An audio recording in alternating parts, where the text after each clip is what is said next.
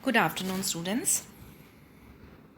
Today, in poetry part, we are going to start with our next poem. We will start today with our next romantic poet, P.B. Shelley. So, we have two poems of P.B. Shelley in our course.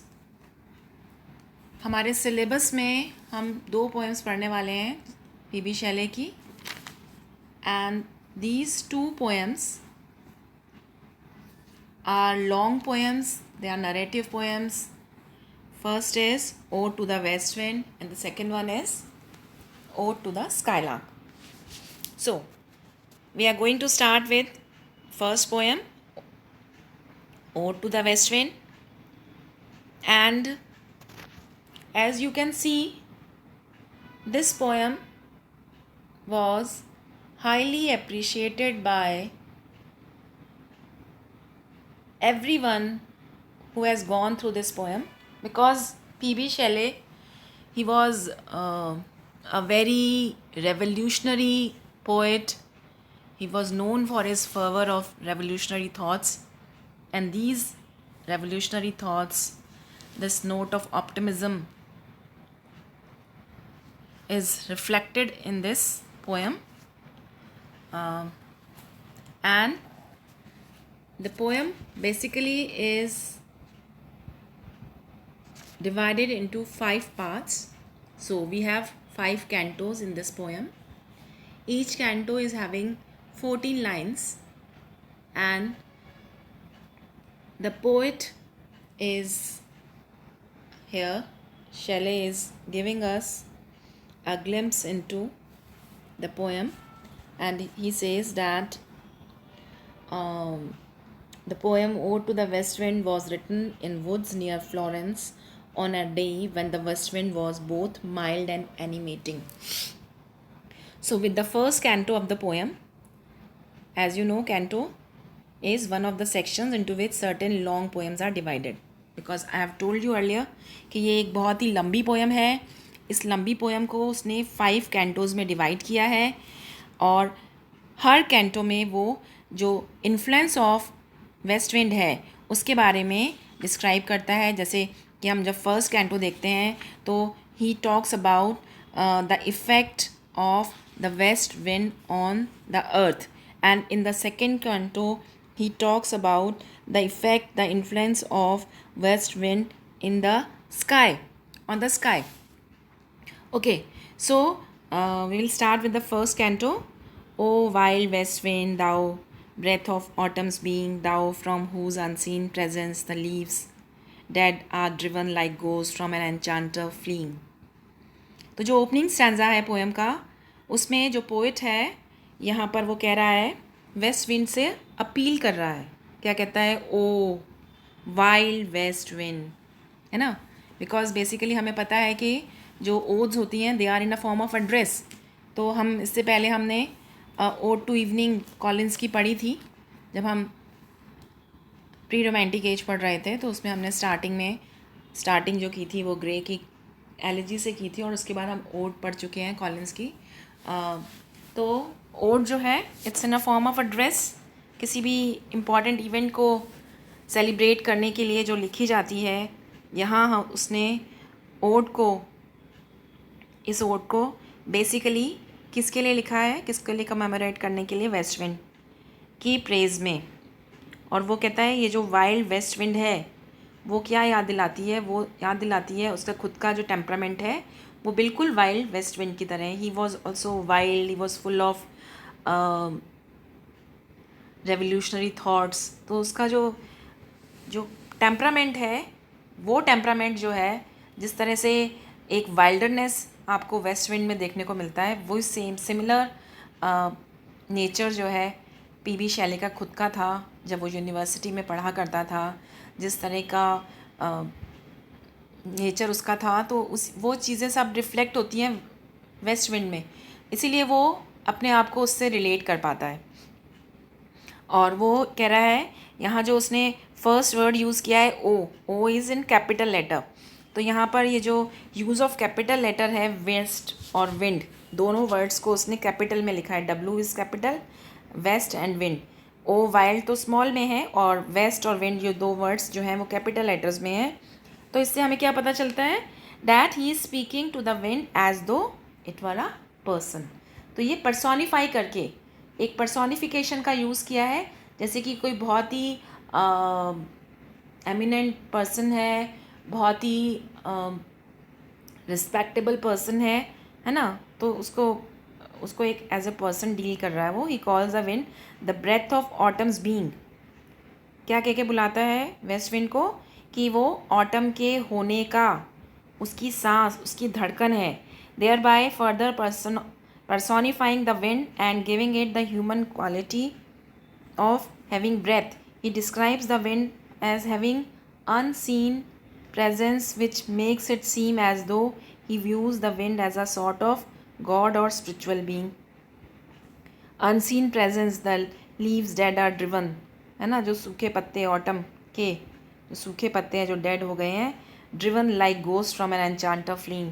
वो पत्ते इस प्रकार से उड़ रहे हैं जैसे कि ना किसी को भूत को देखकर, जैसे कोई एनचांटर को देखकर सब भागते हैं, तो वैसे ही वो पत्ते जो हैं वो इस तेज़ हवा के साथ वो बह रहे हैं, वो उड़कर जा रहे हैं। तो इसलिए वो कहता है he describes the wind as having unseen presence which makes it seem as though he views the wind as a sort of god और स्पिरिचुअल बीइंग। इसलिए वो उसको मैजिशियन या कोई एनचांटर लग रही है। The last line of the stanza specifically refers to the wind as a spiritual being that drives away death and ghosts. तो ये जो ऑटम के जो डेड लीव्स हैं, जब उनकी प्रेजेंस में ये हवा चलती है, वेस्ट विंड चलती है, तो वो जो पत्ते हैं वो हवा के साथ वैसे ही उड़ जाते हैं जैसे कि एनचांटर जो है वो अपने मैजिक से किसी गोस्ट को भगाकर वहाँ से, फ्ली मतलब दौड़ने पे मजबूर कर देता है, उसे वहाँ से जाने पे मजबूर कर देता है। Yellow and black and pale and hectic red, pestilence stricken multitudes, O thou who charitest to their dark wintry bed। और वो ये सारा का सारा क्रेडिट जो है वेस्ट विंड को दे रहा है कि यहाँ पर वो डिस्क्राइब कर रहा है different types of leaves. Autumn के सीज़न में जो लीव्स हैं, कुछ येलो हैं, कुछ ब्लैक हैं, कुछ पेल हैं, कुछ हेक्टिक रेड हैं, कुछ तो आपको पीले, काले, फिर ज़्यादा पीलापन लिए हुए, कुछ हल्का लाल ही लिए हुए, लाल पत्ते दिख रहे हैं। तो व्हाट ही वांट्स टू से इज़ दैट हेक्टिक रेड जो है वो reminds one of blood and sickness. Hectic red fever होता था उस टाइम, तो सिकनेस के बारे में आपको याद दिलाता है। Describes the dead and dying leaves as pestilence stricken multitudes. Pestilence stricken multitude, जैसे उन्हें कोई बीमारी हो गई हो, है ना, और मल्टीट्यूड का मतलब है इतनी ज़्यादा बड़ी संख्या में वो पत्तियां हैं, वो सूखी डेड लीव्स हैं। ये फॉलिंग लीव्स को जब पोएट देखता है, फॉलिंग लीव्स को देखकर आप जस्ट कैसा फील होता है, डिप्रेस्ड फील होता है ना। तो rather the speaker seems to see the fall leaves as a symbol of the dead, the sick and the dying. क्योंकि जो फॉलिंग लीव्स हैं, ये फॉलन लीव्स हैं, they leaves as a symbol. हमारे दिमाग पर ये क्या असर छोड़ती हैं, ये सिंबल है किसका, डेड का, सिक का, डाइंग, जो लोग मरने वाले हैं, like that. The wind then comes along like a chariot, फिर chariotest to their dark wintry bed. ऐसा प्रतीत होता है कि जो वेस्ट विंड है वो अपने चैरिट पर, यानी वो अपने रथ पर सवार होकर आ रही है, और उसके तेज़ वेग के साथ ये सारे मरी हुई जो पत्तियां हैं, ये जो डेड लीव्स हैं, फॉलन लीव्स हैं, वो सब की सब कहाँ चली जाती हैं, अपने डार्क विंट्री बेड में। क्या होता है ऑटम सीज़न में, जब ये वेस्ट विंड चलती है, चिली विंड्स आती हैं, तो इन पत्तियों को वो अपने साथ ले जाती हैं और जाकर गहरे किसी खड्डे में, किसी ऐसे प्लेस पर वो उनको दबा दिया जाता है। यानी वो पत्तियां जो हैं, आपने देखा होगा अक्सर मिट्टी के अंदर वो दब जाती हैं, और अपने, तो वो जो लीव्स हैं वो अपने डार्क विंट्री बेड में चली जाती हैं, और उनको वहाँ ले जाने का काम उस चैरियट होती है घोड़ा गाड़ी, तो वो उसका काम उसको ड्राइव करके कौन ले जाता है? ये वेस्ट विंड ले जाती है। Which is clearly a symbol of grave. यहाँ पर ये जो डार्क विंट्री बेड है ये उनकी ग्रेव का सिंबल है। ग्रेव जिस तरह से मिट्टी को खोद कर अंदर डेड बॉडी को रख दिया जाता है, ऐसे ही मिट्टी के अंदर गहरे में ये पत्तियाँ जो हैं ये दब जाती हैं, और काफ़ी टाइम तक जब ये दबी रहती हैं तो धीरे धीरे से इनमें से क्या निकलते हैं? सीड्स निकलते हैं, सीड्स बन जाते हैं, फिर उनमें से कोपलें निकलती हैं छोटी छोटी, और फिर वो धीरे धीरे पेड़ में कन्वर्ट हो जाती हैं, like that. The speaker continues the metaphor of the leaves, कहता है the winged seeds where they lie cold and low. तो यहाँ ऊपर उसने बात की कि किस तरह से वो अंदर अपनी ग्रेव में, है ना, कोल्ड ग्रेव में, विंट्री उसमें पड़ी रहती हैं, और फिर ये जो विंग्ड सीड्स हैं where they lie cold and dead. आपने देखा होगा कि जब हम कोई फल खाते हैं तो उसके जो सीड्स होते हैं उनको हवा जो है अपने साथ बहा के ले जाती है, और वो जो विंग सीड्स हैं वो इस ज़मीन के अंदर, मिट्टी के अंदर जो है कोल्ड एंड लो, लो मतलब नीचे, कोल्ड मतलब ठंड में वो उसमें नीचे दबे रहते हैं। Each like a corpse within its grave, और ऐसा प्रतीत होता है जैसे प्रत्येक सीड अपने अपने ग्रेव में कॉप्स के फॉर्म में लेटे हुए हैं। अनटिल, और ये सारा काम उनको, उनकी डेड बॉडी को ग्रेव तक पहुंचाने का काम कौन करती है? वेस्ट विंड करती है। और उनको बाहर निकालने का काम कौन करती है? स्प्रिंग। स्प्रिंग में वो बाहर आती है ना, पत्तियां जो है फूट फूट कर, तो वो जो सीड्स हैं वो अंदर पड़े रहते हैं, और फिर उनको वो जब स्प्रिंग सीज़न आती है, बसंत ऋतु आती है, तो नई नई पत्तियां जो हैं पेड़ों की सूखी डालियों से आपको नई नई पत्तियां फूटती नज़र आती हैं। Thine azure sister of the spring shall blow. और फिर वो पोइट कहता है कि ये जो डेड लीव्स हैं, इन लीव्स को ये विंड कैरी करके ले जाती है, and wing seeds to their graves where they lie cold and low, then uses a simile to compare each leaf to a corpse within its grave. यहाँ poet जो है वो इन लीव्स के लिए क्या सिम्बली यूज़ कर रहा है कि ऐसा प्रतीत होता है जैसे कि ये जो विंग सीड्स हैं अपनी अपनी कॉप्स में, वो जो सीड्स हैं वो कॉप्स हैं, वो तो एक डेड बॉडी है, और अपनी अपनी ग्रेव में वो सो रही है। But then part way through the second line shift occurs, थोड़ी देर बाद ही एक शिफ्ट है, शिफ्ट इन द थॉट्स, जो थॉट प्रोसेस है, पोइट जो सोच रहा है उसमें उसका एक शिफ्ट है, उसमें बदलाव आता है। And he says that each is like a corpse until the wind comes through taking away the dead bringing new life। और जब ये हवा चलती है तो वो उन डेड्स को, यानी हवा के चलने के साथ वो दबे हुए जो पत्तियां हैं, वो दबे हुए जो सीड्स हैं, वो हवा के साथ वो बाहर निकल आते हैं, उनको एक नई लाइफ मिल जाती है। The use of the word azure, azure जो है ब्लू कलर के लिए आता है ना, to describe the wind is in sharp contrast to the colors used to describe the leaves। तो यहाँ पर ये जो एज्योर वर्ड यूज़ किया है वो विंड को, विंड और लीव्स के बीच में कंट्रास्ट दिखाने के लिए, उनके बीच में जो अंतर है वो कितनी अलग चीज़ है और वो कितनी अलग चीज़ है, उस शार्प कंट्रास्ट को पोइट ने यूज़ किया है उस विंड को और उन लीव्स के बारे में बात करने के लिए। Her clarion over the dreaming earth and fill driving sweet birds like flocks to feed in air with living hues and order plain and hill. West wind जो है, स्पीकर कह रहा है कि जो विंड है वो सबको ड्राइव करके ले जाती है, which drives away death burying the dead and bringing new life. उन डेड लीव्स को तो वो बरी कर देती है, और फिर स्प्रिंग सीज़न में उनमें एक न्यू लाइफ के साथ वो स्प्रिंग अप हो जाते हैं, फिर से जीवित हो जाते हैं, उठ खड़े होते हैं। इट ब्रिंग्स लिविंग ह्यूज़, एक नया कलर, एक नया ऑर्डर, स्मेल, है ना, एक नई खुशबू देती है, which are filled with new life. Wild spirit which art moving everywhere, destroyer and preserver hear oh hear. ये पोएम क्योंकि वेस्ट विंड को एड्रेस करके लिखी गई है तो उसको संबोधित करके पोइट सबसे पहले क्या कह रहा है,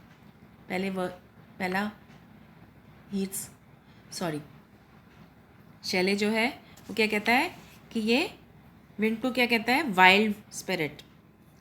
फिर उसके बाद वो कह रहा है विंड क्या है? डिस्ट्रॉयर भी है और प्रिजर्वर भी है। मेरी बात सुनो, मेरी बात सुनो। तो विंड को संबोधित करके वो ये कह रहा है कि मेरी बात की तरफ ध्यान दो, क्योंकि ये जो विंड है ये इन्हीं जो डेड लीव्स थी, जो फॉलन लीव्स थी, उनको उसने डेड लीव्स को प्रिजर्व किया है। डिस्ट्रॉयर भी थी लेकिन प्रिजर्वर है, अपने नीचे मिट्टी में दफना देती है, दबा देती है, और वो विंटर सीज़न में वहीं पड़ी रहती हैं। और जैसे ही स्प्रिंग सीज़न आता है तो वो सारे जो पत्तियां हैं वो सुंदर कलियों के रूप में, नए फ्लावर्स के रूप में जो है इन पेड़ों पर निकल के आ जाती है। क्योंकि पहले जो सीज़न में, ऑटम सीज़न में, तो सारे पेड़ जो है पत्तियों से खाली हो जाते हैं, है ना, कोई भी पत्तियां नहीं रहती हैं। और फिर उसके बाद जो है धीरे धीरे जो पत्तियां हैं, डेड लीव्स जो हैं, वो नई लाइफ के साथ दिखाई देने लगती हैं। सो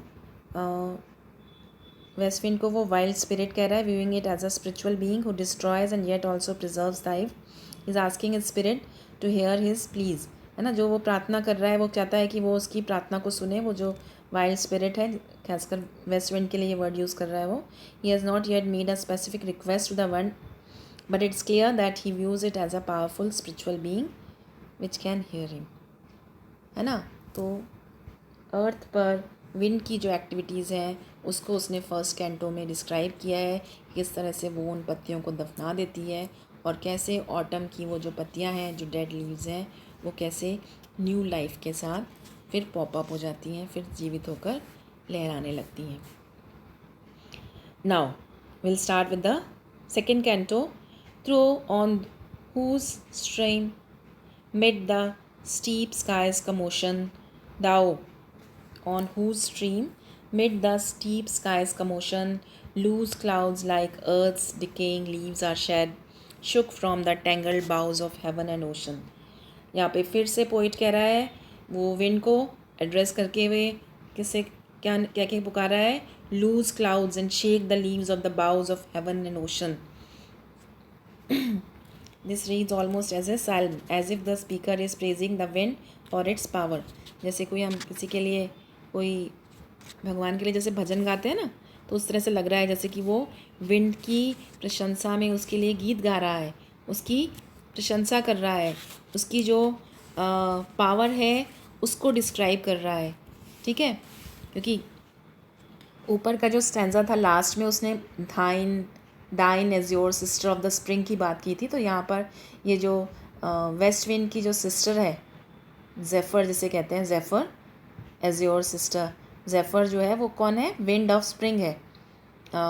तो वेस्ट विंड जो है वो ऑटम सीज़न है, which may be regarding as a sister of the west wind of autumn.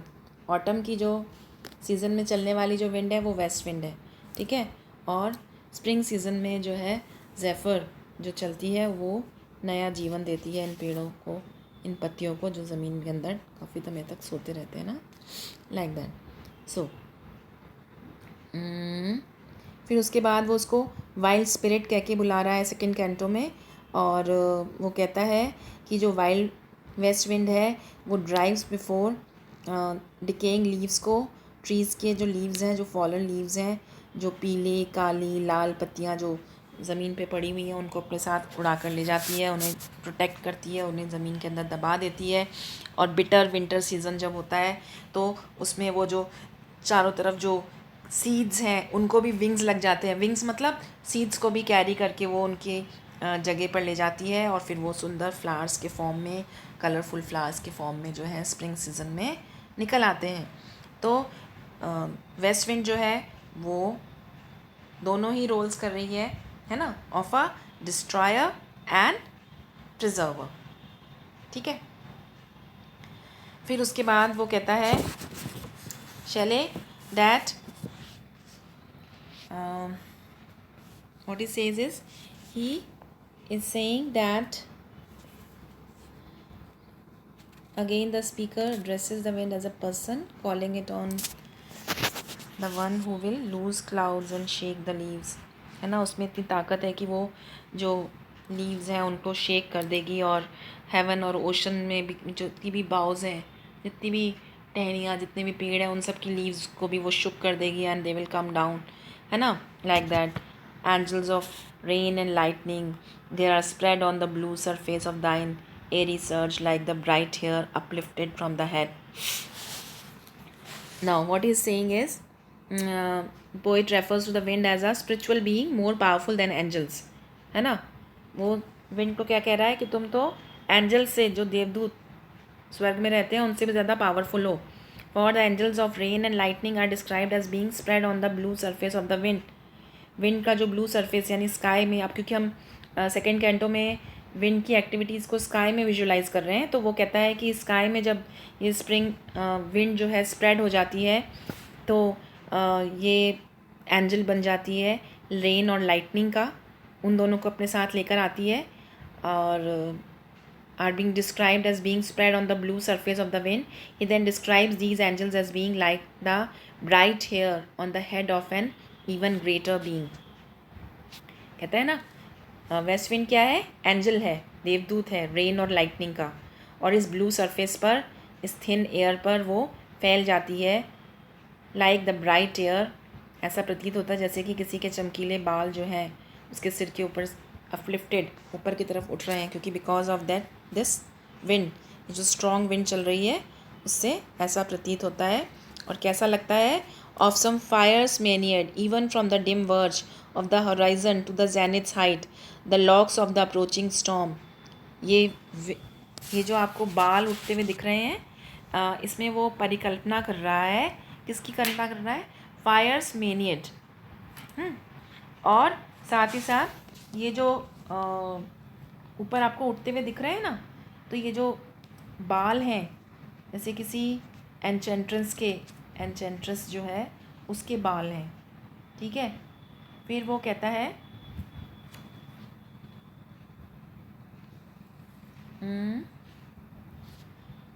और the spiritual being that used to be found around the Greek god Dionysus.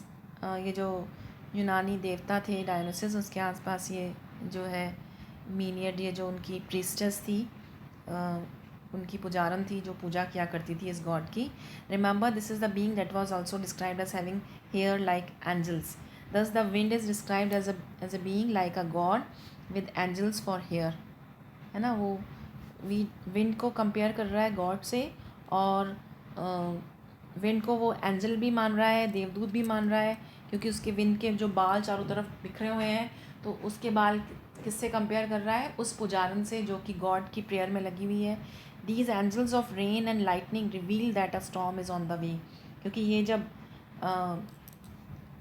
ये दिखते हैं ना, the locks of the approaching storm, तो ये जो बाल बिखरे हुए दिख रहे हैं, ये किसका प्रतीक है, जो हमें बता रहे हैं कि आने वाले टाइम में ये जो अंधेरा छा गया है आसमान में, और ये जो हवा चल रही है, एक बहुत तेज़ तूफ़ान जो है वो अपने रास्ते पे है. जल्दी ही तूफ़ान जो है आने वाला है, जो सभी चीज़ों को अपने अंदर समेट लेगा, लाइक दैट.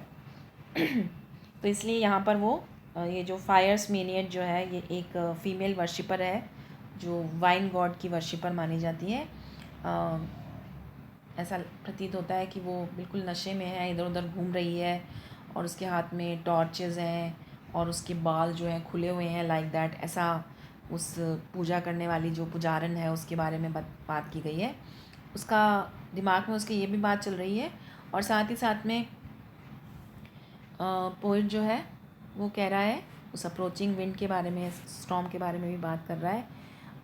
ये सब किसके बारे में बात हो रही है, of the dying year to which this closing night will be the dome of a vast sepulchre vaulted with all thy congregated might.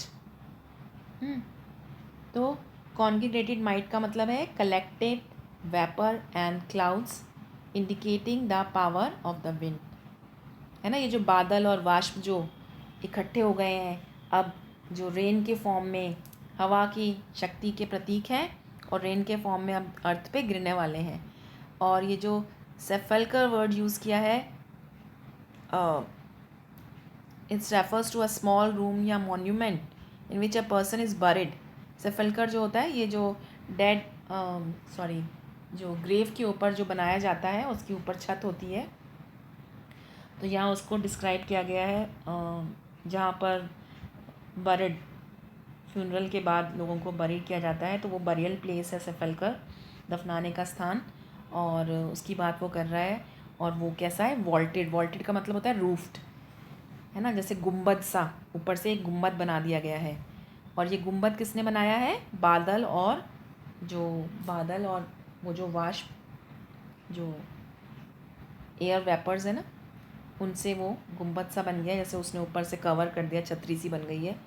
And तो मतलब उसका ये मतलब है, to refers to something like this cloud could suggest that Shelley wants to trap and contain all of the power of nature inside the tomb. ऐसा प्रतीत होता है कि ऊपर तो उसने गुंबद बना दिया, नीचे वो टूम है, वो डेड बॉडी के प्लेस है जहाँ डेड बॉडी को दफनाया गया है।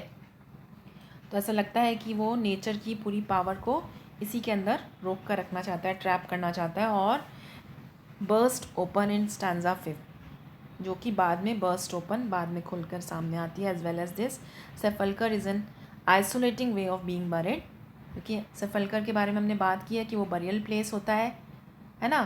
तो वो आइसोलेटेड प्लेस है, क्योंकि बरिड तो एक अकेला आदमी को बरिड किया जाएगा, डेड बैंड ही तो बरिड होगा, कोई उसके साथ तो आसपास रहेंगे नहीं।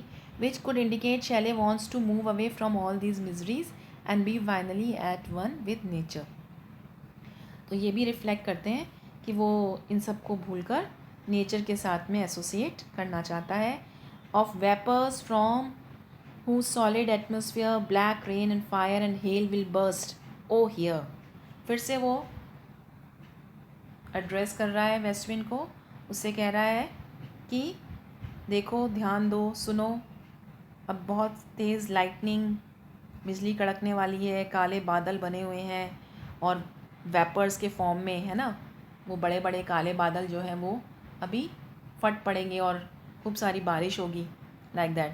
तो the speaker describes the wind as the bringer of death. तो यहाँ विंड जो है वो डेथ को सिम्बलाइज कर रही है। He has already described it as the destroyer, here he describes it the who brings black rain and fire and hail. Destroyer किस फॉर्म में, कि वो कह रहा है कि जो वेस्ट विंड है ये अपने साथ में क्या लाएगी, ब्लैक रेन, काली अंधेरी, है ना, बारिश। Fire, fire is lightning, hell is बड़े बड़े जो आपने देखा होगा ना, ओले गिरने लगते हैं। Then to end this onto the speaker again appeals to the wind begging that it would hear him, है ना। तो साथ में जो है टूवर्ड्स द एंड, जो ब्लैक रेन का मतलब क्या है, चारों तरफ अंधेरा है और उसमें जो बारिश हो रही है उसको उसने ब्लैक रेन कहा है ना, जैसे कोई काली बारिश हो रही है, आसमान में कुछ दिखाई नहीं दे रहा, चारों तरफ अंधकार छा गया है। जब वो बहुत ज़्यादा डस्टी हो जाता है, इतनी ज़्यादा तूफ़ान आता है, तो ऐसा लगता है बिल्कुल चारों तरफ अंधेरा छा जाता है। ऐसा अक्सर होता है, अभी तो बारिश का टाइम चल रहा है तो रोज़ ही होता है कि बिल्कुल बादल छा जाते हैं और फिर थोड़ी बहुत बारिश होती है, उसके बाद धीरे धीरे धीरे धीरे करके क्लियर हो जाता है, लाइक दैट। तो यहाँ पर वो उसी को डिस्क्राइब कर रहा है। तो ये जो वेस्ट विंड है ये मैसेंजर है रेन की, लाइटनिंग की, और उसके जो लॉक्स, हेयर हैं, है ना, बड़े बड़े जो उसके बाल फैले हुए दिखाई दे रहे हैं उस वर्शिपर की तरह, वो किसका प्रतीक है, कि जल्दी ही तेज स्टॉर्म आने वाला है। तो यहाँ पर पोइट जो कह रहा है कि ये जो क्लाउड्स हैं वो किससे कंपेयर किया गया है, डिटैच्ड लीव्स ऑफ ट्रीज से। ऐसा लगता है जैसे हेवन और स्काई के जो बड़े बड़े जो पेड़ थे, उन पेड़ों की पत्तियाँ जो हैं वो शुक होकर तेज़ हवा के कारण वहाँ से सब टूट कर नीचे गिर गई हैं और हवा में फैल गई हैं। और उस क्लाउड्स ने जो है, क्लाउड्स और उन वेपर्स ने मिलकर, है ना, उन ओस की बूंदों ने, वेपर तो आप जानते हो, जो इवेपोरेट होता है, पानी ऊपर जाता है वो वेपर के फॉर्म में, वो क्लाउड्स के फॉर्म में, और फिर वो रेन के फॉर्म में नीचे ज़मीन पर आ जाता है, लाइक दैट। तो उसी को वो डिस्क्राइब कर रहा है कि वो हीट की वजह से वो वेपर के फॉर्म में उड़कर ऊपर चला गया है और फिर वो ब्लैक रेन के फॉर्म में फिर से ज़मीन पर आ रहा है। तो इसके साथ ही हमारा ये सेकंड कैंटो ख़त्म हो रहा है। और जो भी आपको प्रॉब्लम्स हों तो वो आप मेरे से लिख कर ग्रुप में पूछ सकते हैं। Thank you so much. We will end our lecture today. यहाँ हम अपना लेक्चर ख़त्म करेंगे।